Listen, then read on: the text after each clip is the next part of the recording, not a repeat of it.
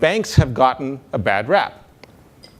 Some of it deserved, but most of it has sort of translated and lingered on in a way that even when a bank does something fantastic, consumers just don't care. They don't pay attention. You don't pay attention. And so the net result was we needed to find a way to overcome a pretty skeptical public because we were committed to finding a way to do banking better. But even if we did that, how do we tell you about it? The first thing we felt we had to do was take a genuine hard look at ourselves and our category and be honest about it. So we said, what is the truth about our market? The truth about our market is that banking is a parity business, and there's a lot of headwinds on the way. Headwinds meaning it's harder to charge fees. People have an expectation that checking is free or business is free, and it's just not true. And with interest rates so low, it's very hard for banks to make money on your savings. So it's a parity business with headwinds. The second truth, the consumer truth, you don't like us. I don't like banks. It's unfortunate because banks do a lot of good, not only in their communities, but also in terms of the service and value they provide to consumers. But the truth is, consumers don't like banks. And there's a mark that we've been looking at, which is a mark on honesty. It's not just that consumers don't like banks. They think banks are dishonest. Since 2008, honesty, the measure of honesty, industry by industry, saw banking climb to number one and hold it till now. So that's not good. So consumers don't like us. What's the truth about our company, about TD? TD, for the last 6 years in the US and for the last 60 years in the North American realm, have committed themselves to this idea of wowing the customer. This idea of wowing the customer, which is essentially saying, we want you to be delighted. This is not a new thought, but it's a thought that the company tried to live by every day. So our sense was, how do we take who we are, which is a company that is genuinely committed to delighting its customers, marry that with the reality that consumers don't like us as an industry, and marry that with the fact that things are going to be relatively difficult because the service that we provide is going to cost more because the basic model of banking is under stress because of the fact that interest rates are so low. And people are used to free stuff. So that was the challenge. And so we really thought about that, and we said, at the end of the day, if we can make experience sing, if we can get consumers to genuinely see that a better experience matters to them, then maybe, just maybe, they will think about switching their bank. But how do you do that? How do you tell people that we are genuinely better in experience in a way that they'll believe us? So we tried to first bring it down to, are there tangible things that we can call out? Remember, it's a parity business in many ways. But are there tangible things that we can call out where we are genuinely better and that are visceral? Because I could tell you rates are better. I could tell you our customer service is better. I could tell you we have a full suite of products. But at the end of the day, you're going to say, I've heard that. I've heard that. It's not hitting me. So we came up with our list. And it's a weird list, because on this list you have our commitment to legendary service, which is that wow culture that we have. We have 7-day banking. We are actually open 7 days a week and holidays. That's why you see our banks open all the time in New York, compared to the other banks who are not. We have the longest hours of any bank. We're open earlier and we're open later. We stay open late till about 8 o'clock. Longer than any other bank. We have 24/7 live customer service. Our debit cards you get on the spot. I don't know if you've ever opened a bank account, but they will send you the debit card in the mail. It takes 1 to 2 weeks. At our bank, you walk in, they'll give you a debit card. That's pretty good. But then we have these intangibles. I joined this bank, I joined TD about a year ago. And after 15, 20 years in banking and many years living, I had collected a fair amount of change. I don't know about you, but I had change everywhere. And I never did anything about it until I joined TD, because I could walk into a store and they have change coin counting there, and it's free. Who knew? I didn't know until I joined the bank. That's a great feature. We don't have rope lines. That's kind of different. PJ mentioned this. The only place where pens are chained to the wall is at the DMV and at banks. Not with us.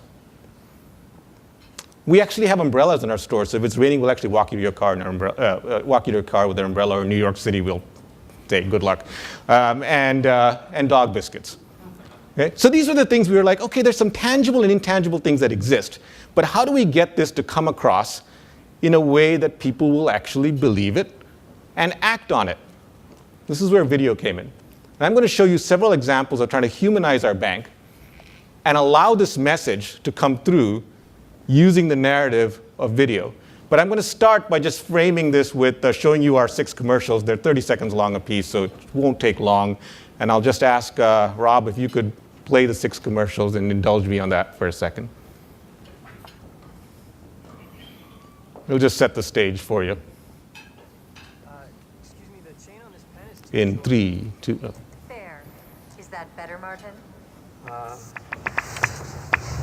Not really. Here's the thing, Martin.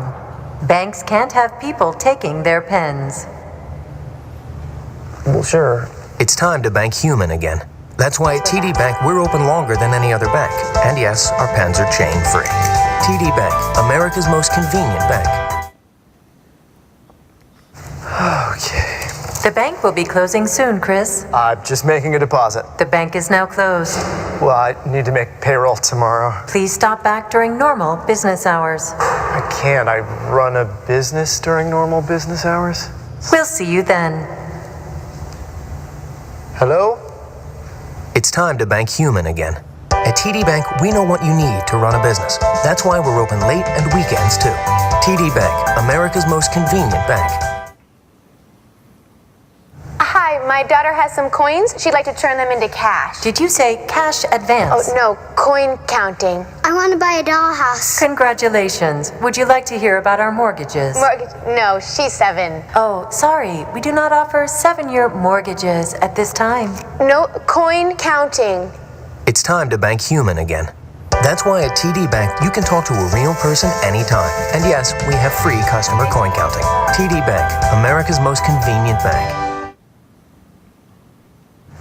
Hi, I need a new debit card. 1 moment, please, Stephen. Great. You should receive your new card within 10 to 12 business days. 10 to 12 business days. Business days are considered Monday, Tuesday, Wednesday, I know what business days Thursday, are. Friday. Business days do not include It's time to bank human again. Saturday. That's why at TD Bank, all of our checking accounts come with a free debit card on the spot, any day of the week. TD Bank, America's most convenient bank. Please walk the line, Stanley, in an orderly fashion.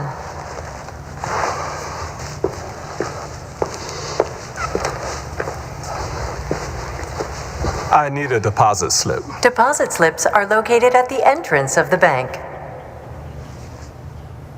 It's time to bank human again. That's why at TD Bank, we're open longer than any other bank, and you'll never see a rope line. TD Bank, America's most convenient bank.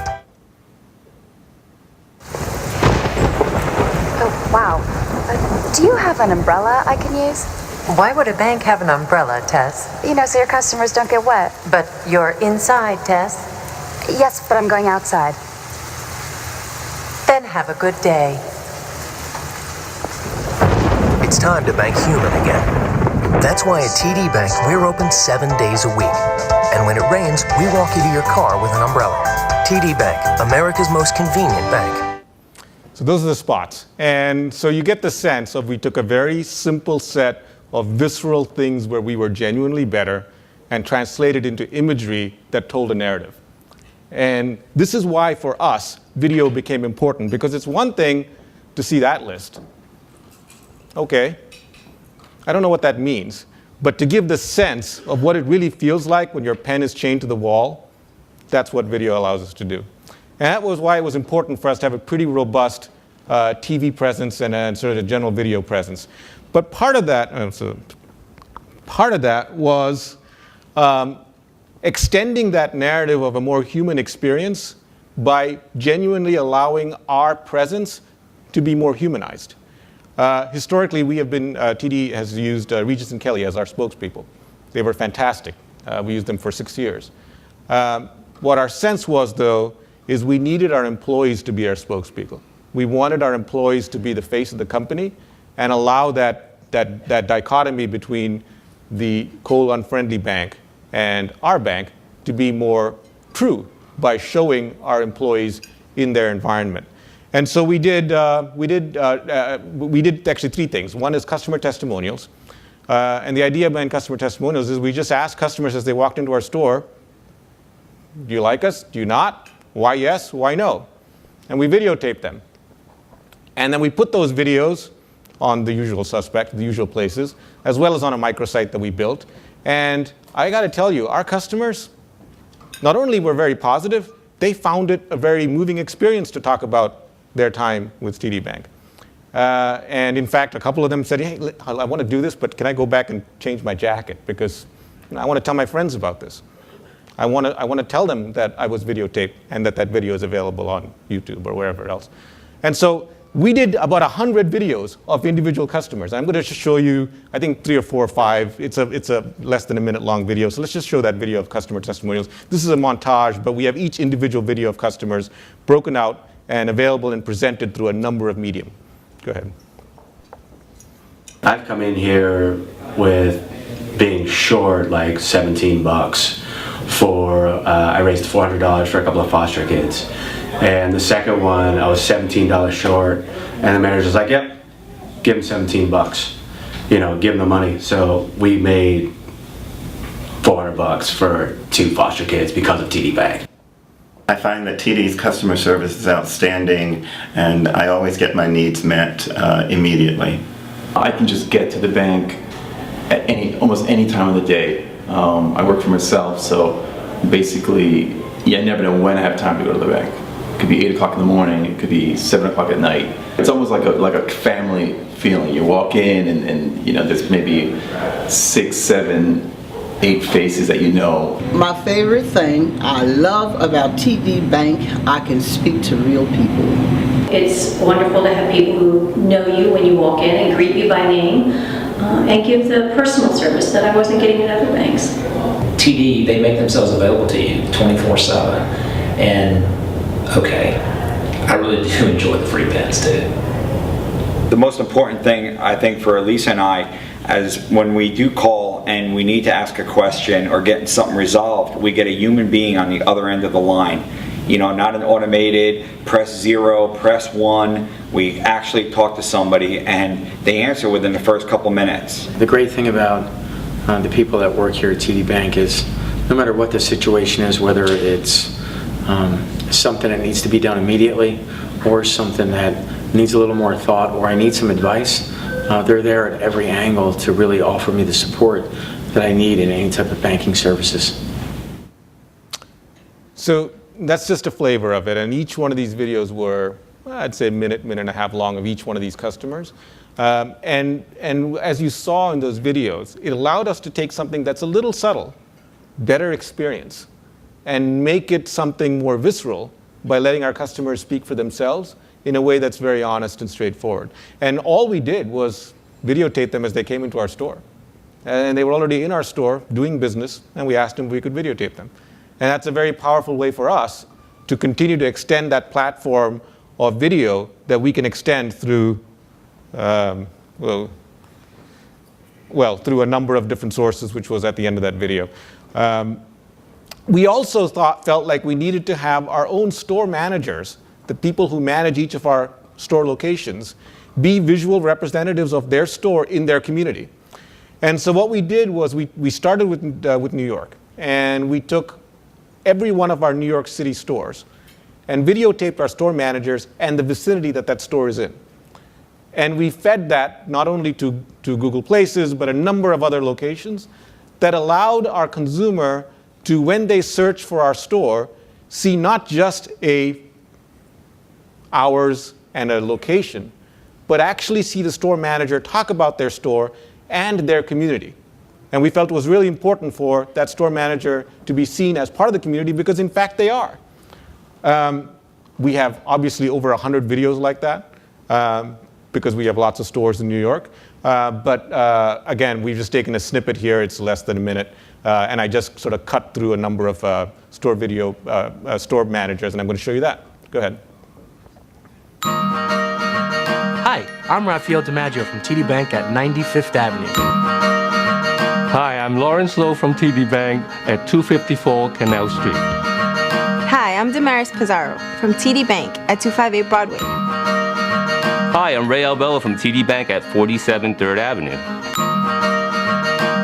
Hi, I'm Sarah James from TD Bank at 122 Greenwich Avenue. At TD Bank, we are all about convenience, which is why our store is open 7 days a week with some of the longest hours you'll find. We even have free pens and we'll count our customers' coins for free. Our store is just across the street from Jackson Square Park. We are close to Greenwich Village and Meatpacking District.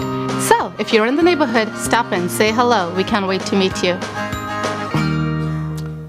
And we've shot it in a way that if for some reason the store manager changes, we will reshoot the store manager and embed it in the same video format with the same rest of the cuts. And so you'll notice that that person was actually on a green screen and the rest of it was shot sort of around the community, so you can make changes and still keep it fresh and real and honest and true. And again, this is a way for us to change people's mindset that bankers are generally dishonest, which obviously we don't think we are. And what a great way to show that, but rather just show the real people that work there with the real work that they do. We also did Twitter, and I'm not going to show it to you in the interest of time, but we also took our Twitter profile personalities, and we have actually 22 folks who work on Twitter full-time for our bank. And we videotaped each one of them talking about their background and their commitment to the customer service experience. And we've fed that across the internet space as well. And the logic of that was, it's one thing to know that we will respond to your Twitter query. It's another thing to know the person who is responding to your Twitter query, because at the end of the day, we're all doing a job, and they're doing the job with as much passion as they can and as much support as they can get from the company. And so we've done that as well. So these are all ways that we've tried to use video in a way to tell that narrative and sort of take away that sense of us versus them, that bank versus the part of the community, and allow us to demonstrate our customer experience, our customer service mentality, and our wow culture. So we also did some websites, and I won't belabor the point, but there is a bankhumanagain.com. If you want to go there, you can actually see not only the video, the TV shots, but also the customer testimonials, also our store videos, also our Twitter profiles. So you can see a lot of the video on bankhumanagain.com. It's a place that we direct traffic to through our third-party advertising, our digital advertising, as well as a little bit through our TV. And the idea, again, is a place where we can tell our narrative, but it is done in a way that's very shareable, so we aren't focused on people being at that destination, but rather having that content available to people wherever they would want to see it. So that's what I was here to talk about. Oh, it's also on Google Places. I think I mentioned that to somebody, but the idea behind Google Places for us was simply, how do we make search work better? How do we make natural search work better? And if someone is searching, Google search results tend to come up high. I hate the fact that all you see is some angry customer's comment without any context or just nothing. And so now, when they see our results, they see our voice and our video and our narrative, and the customer can decide based on a fuller view of our bank. So that's what I wanted to share, and I thought I'd just open it up for questions. Yeah? Excuse me, I have a microphone here for you. Can you state your name and company, please? Yeah, sure. Hi, Vinoo. My name's Chris Needham. I'm with Fidelity Investments. That's a tremendous presentation. Do you have any sense of how the new campaign is doing? We do. And I can't get too much into it because there might be other bankers in the room, but well, really well. Yeah, it's doing well. Yeah.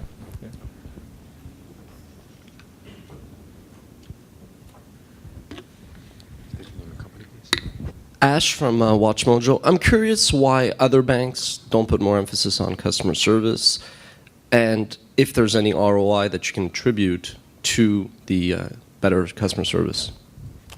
Yeah, so I mean, we put our money behind customer service, because even if you take away the the training and the commitment to our associates so that they provide wow service and all of that, you still have the basic fact that we are open longer than any other bank, including Sundays. And that takes money, right? That's not free. And it takes a lot of money to do that.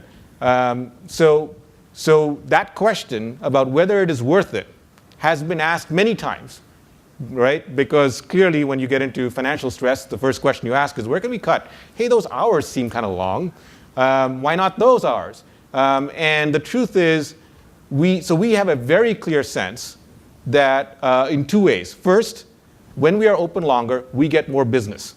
We get more business during the time that we're open longer. Now, one could argue that we get less business on the hours that are unusual, right? The late or the early or the holidays or the Sunday.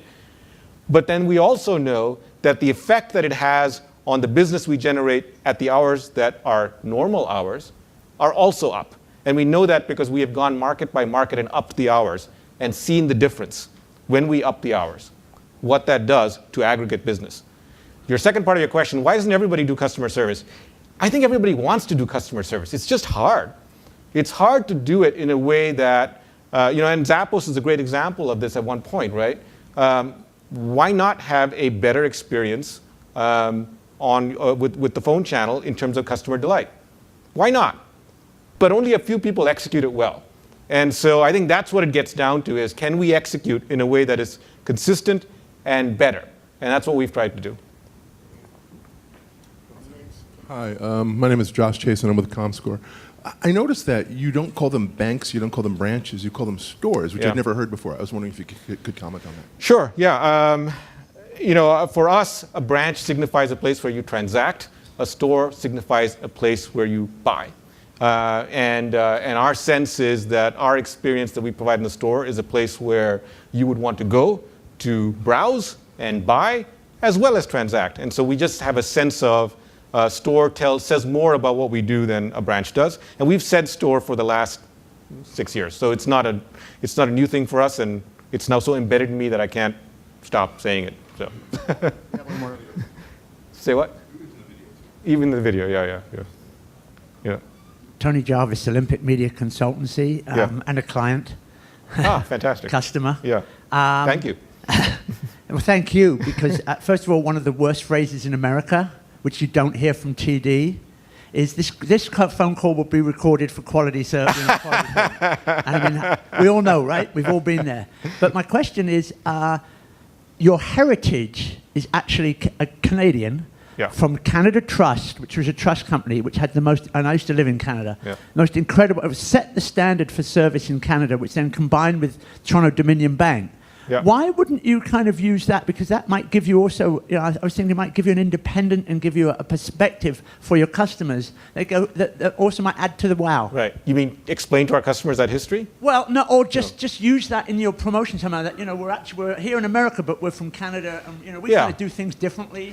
Yeah, it's an interesting thought. I mean, I'll parse your question into two parts, or your comment into two parts. There's the part that, yes, our heritage of customer service goes a long way, and it starts from Canada Trust. And so it is very embedded within the hearts of not only the front line, but the executives at the top, because they grew up, or we grew up, with that mentality. The second part, why don't we use that in our advertising, or why don't we use that in our narrative? Well, I think the answer is, I don't think, and maybe I'm wrong, but I don't think consumers care that the bank that is servicing them has a North American heritage. If I thought they cared, I would say it because we're proud of it, but I just don't think they care. And you can tell me I'm wrong, or others can tell me I'm wrong, but that was my... Fair enough. Hi. Yeah. I was wondering if you could just talk for a second about when your advertising expenditures, television advertising versus other forms of online video advertising. How do you look at that? Do you see the budgets shifting? You showed some great television spots, and you also have some more kind of viral-oriented videos. How do you look at that? Do you see the television piece diminishing and the other forms of video expanding? Yeah, I think it's important to use video to tell a story in a circumstance like ours. Whether we use the media buy on television or whether we use it in other forms I think, is the open question. Now, we spend a fair bit on television relative to our overall media spend. We're not sharing our media spend, but it's on a percentage basis, it's a sizable chunk. And I would say the video that you saw, the importance for us in that video that we shot of our customers and our store managers was cost. We wanted to keep the cost down because we wanted scale with that. We wanted to be able to do a lot of it, and we felt like doing a lot was the advantage versus doing one of exceptional quality. So we tried to find a way to scale that, and so the amount of flexibility and wowness of those videos are not spectacular, but the importance for us was honesty and scale. And so that's what we tried to do. So production-wise, we spend very little on those videos, and we try and sort of distribute it and use more of it on a media basis. But before you ask your question, I wanted to ask along that line. Are you seeing that the customers coming in are possibly younger because they are more influenced by their online ads or anything like that? Are you seeing any? So we do online ads. I didn't show you any because I felt this was a video conference, but we have some. But the second part of your question, are we seeing a different kind of customer come in? Not really, or a younger customer. I think we're seeing a broad swath. If I try and sort of nail down the target customer, it is unfortunately like the joke of it's everybody. It is a mix of people from all parts, all ages. If I were to sort of narrow it down, I think we attract customers who tend to be very connected emotionally to their community. That's my hypothesis. Because I've talked to a lot of our customers, obviously. And I think it is people who are very embedded in their community, whatever that small community is, tend to see TD as their community bank and tend to seek out TD. And so that's the kind of customer we get. In terms of advertising and pursuit, we haven't seen a change as a result of this. I think it is more of that kind of customer. Broadly, I would say the use of video, I certainly don't see as restricted to the younger audience. Not at all. Yeah. Vijay, hi. Mike Bloxham from Media Behavior Institute. Great presentation, and the ad about the business hours particularly resonated. It's perennially frustrating. Yeah. I'm going to go for a quick twofer. As I was listening to you present, I was struck by, in my mind, the likeness between your positioning and how you're delivering it with Virgin Airlines, if you like. Not Southwest, who went for the sort of the cheap and the cheerful pulling people in, but Virgin remaining quality, but making what often is a very painful experience very, very pleasurable, great fun, entertaining the kids and all the rest of it. Yeah. And my point there is, more my question in relation to that is, in which financial institution do you see probably following you the fastest to take the same position? Because everybody's looking at this, everybody recognizes they have the same problems. Yeah. Who's hottest on your tail? And then the other question would be, clearly you're creating an environment in which people are coming in, and if we're taking the ads and that they're having the effect on those comments, they're being surprised, they're being delighted. That's going to be creating a different kind of mindset in association with, at best, an ordinary and mundane process, sometimes a tedious one. Right. What work have you done, if any yet, to work out what contribution that change in mindset specifically is making to the return on the investment you're making, or is it too early in the stage to really address that? These are great questions. I don't have a good answer to a couple of those, but I'll give you my best. So I'll start with the tail end of your question. How do we know if this shift in mindset is having an impact on ROI? There's three measures that we look at. Okay, number one is awareness, number two is consideration, and number three is sales. It's as simple as that. And we look at number three in two ways, if I were to break it down further. We look at number three in terms of raw sales. What do we see now, before, later? And we look at sales in terms of attributable sales to the campaign through some sort of econometric modeling or some other analytic means of attributing performance to the campaign. Across those measures, we're seeing the traction that we think we want to see. You asked, is it because consumers have a different place or mindset? I don't know. Within the consideration realm, we ask questions around, why would you consider us?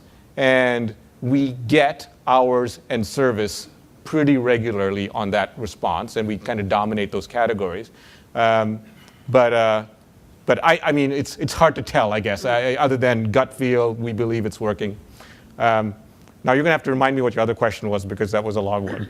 Oh, sorry, I was just going to say, which bank do you think is going to be hottest on your heels in addressing the problem in the same way? So, in my opinion, opinion that doesn't matter to other banks, clearly, I think other banks need to stop apologizing for the past and focus on the customer's future. Like, I think too much of the advertising has a bit of baggage to it. It's like, I know we were this, but we're now this. There's too much dragging along the history, and I feel like they just got to let it go and say, hey, we're focused on the now and the future, and this is what it is.